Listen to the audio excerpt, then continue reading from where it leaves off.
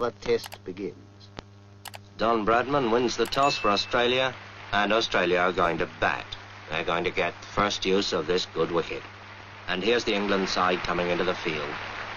Yardley leading them, and here's Tom Dollery, Jim Laker, Dennis Compton and Douglas Wright of Kent at the end. And then, out of the pavilion gate, come Australia's opening pair, Barnes and Morris, Morris in the cap. And Alec Bedser of Surrey begins the bowling from the nursery end. Fast medium right arm comes in, bowls to Barnes outside the off stump, and it bounces off Evans' pads. Bedser again. Bowls again to Barnes and again beats him outside the off stump. And the first over's a quiet one, a maiden. And Alec Coxon of Yorkshire bowls the second over from the pavilion end. Elbows well out, comes in, bowls to Morris. Morris forces him away on the onside, and the Australian innings is underway. The first run's up on the board. And so another historic test is underway. Watched by the press of half the world. Watched, too, by appraising eyes in the pavilion. Eyes that have seen many a cricketer come and go.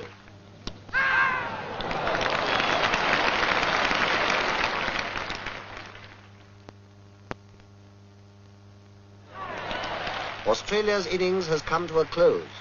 The score stands high and is duly noted. There is time to breathe until England takes the field. Cricket in the hands of the experts, more than a game. It's a craft at least, almost a science. Let's ask an expert, Bert Rhodes of Derbyshire, to bowl us a leg break on this demonstration wicket. Now, there's the spinning finger, the third one, see, cuddled close against the seam. It comes up. Now, this is the perfect leg break. Watch where it pitches. Just outside the line of the leg stump, and it turns enough to beat the off stump. And now the orthodox, the natural break, spun off that index finger, the off break. And this pitches, watch it, outside the line of the off stump, and it beats the leg stump. Now that's the right arm bowler's orthodox weapon. Let's see how the batsman copes with it. As the ball comes down to him, turning into him, well, all right, he just lets it hit the bat. That's why short-leg fieldsmen were born. Well, perhaps attack's the best method of defence. Down comes that off-break again, and the batsman hooks it hard and high over those short-leg fieldsmen, but not over deep square leg. There is a way of doing it, of course, over the ball as it moves into you, and push it away along the ground as Edrich does this ball from Lindwall, playing it to Barnes. When England earned 27 for 1, which is nothing for Englishmen to be very happy about, and Ray Lindwall is bowling at full speed to Hutton. That ball's well up to him, and he pushes it away past mid-off for a comfortable 2. Bradman moves round those hungry Australian slip fieldsmen, and Lindwall, in one of the finest spells of fast bowling seen in England since Larwood, bowls again, this time to Edrich, and Edrich pushes him away out into the covers, quite safely.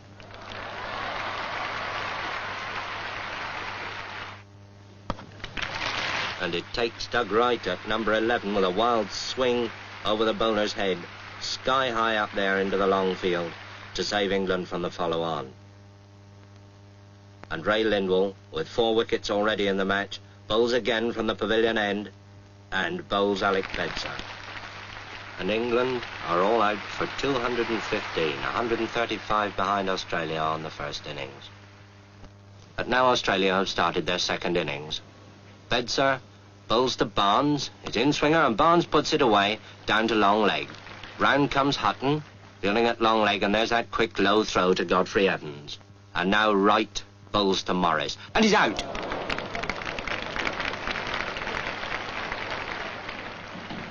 When a wicket falls or a hit is made, those behind the scenes spring into action. What they record will go speeding over land and ocean. When a batsman strikes, the whole world outside will want to know the score. And when they know it, they'll cast an envious thought to those who sat at Lord's and watched. And there goes Barnes, magnificently caught by Washbrook at long on for 141. And Australia are now 431 in front. And now here comes Lindsay Hassett, the vice-captain, to face up to Norman Yardley. I suppose waiting for the earlier batsman, he's had his pads on for the best part of 4 hours. Well, he needn't keep them on any longer.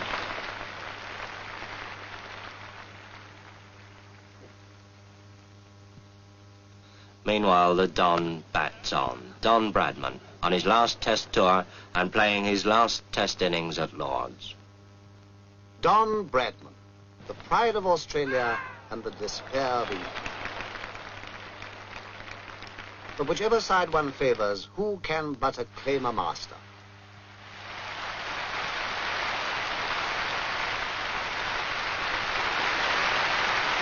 Bradman, whose name now joins the golden pageant. Will rain stop play? Anxious eyes survey the wicket. Willing hands turn too. But fate is kind and the battle is renewed. All through a cloudy afternoon they struggle on. The English batsman extra careful, heavily conscious of each wicket as it falls. England want 596 to win, and Hutton's out for 13, and England 42 for 1 wicket. And now Toshak bowls to Edrich. Ian Johnson catches him at first slip. Edrich is out. England 52 for 2 wickets, and in trouble. Everything depends on the man who now comes out of the pavilion. Dennis Compton. And with Hutton gone, England's last real hope. So they fight on, a battle of muscle, sinew, and eye. For this is cricket at its finest, calling forth a quality deep in men, the calmness of a Compton on a sticky wicket when the world is watching. England, 106 for 3, want an impossible 490 to win. Impossible? Well, Compton's still there. And here's Big Bill Johnson with that bucking, bridling run coming in to bowl to him. And Compton's out. England's last hope of the impossible. And now, Toshak bowls to Coxon. Toshak thinks he's out. Umpire thinks he's out. Coxon thinks it's a shame. Now it's all over, bar shouting. The day wears on. Another game is lost and won. Well, perhaps not quite. Defeat has come to England, and to Australia, victory. Australia takes the